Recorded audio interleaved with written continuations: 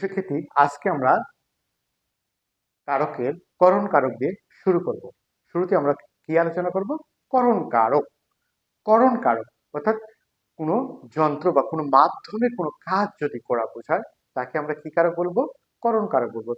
বইয়ে যত রকমেরই সংজ্ঞা থাকুক, আমরা সহজে মনে রাখার জন্য কি করব? যে কোনো মাধ্যমে, কোনো যন্ত্রের মাধ্যমে বা কোনো সিস্টেমের মাধ্যমে যদি কোনো কাজ করা বোঝায় তবে তাকে কি কারক বলা হবে? করণ কারক বলে। দেখো তাহলে কি করণ আলোচনা করব কি করণ কারক। দেখো, আমি কয়েকটা উদাহরণ দিয়ে তোমাদেরকে সহজে বুঝিয়ে দেব। দেখো,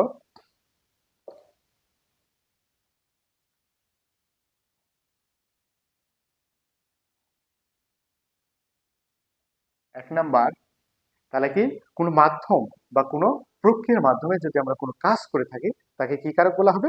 করণ কারক বলা হবে। যেমন দেখো,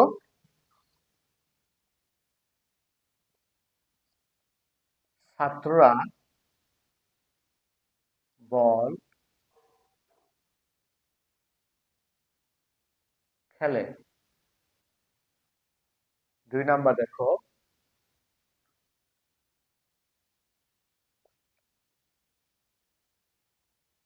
লাঙ্গল দিয়ে জমি চাষ করি। তারপরে দেখো, কলম দিয়ে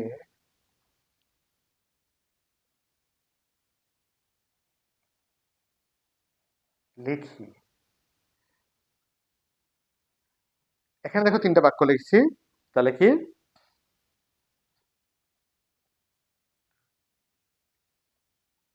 একটা দেখো, মন দিয়ে পড়া লেখা করো। একটা বাক্য দেখো,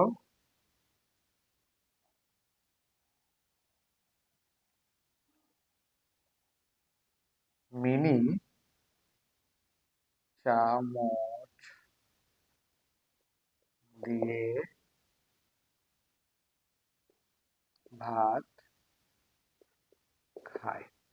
দেখো প্রত্যেকটা কাজ আমরা দেখো কোন মাধ্যমে করছি। দেখো, ছাত্ররা বল খেলে, খেলার কাজটা কি হচ্ছে যে বল।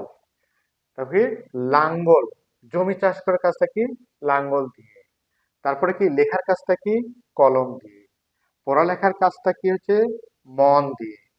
আর ভাত খাওয়ার কাজটা কি?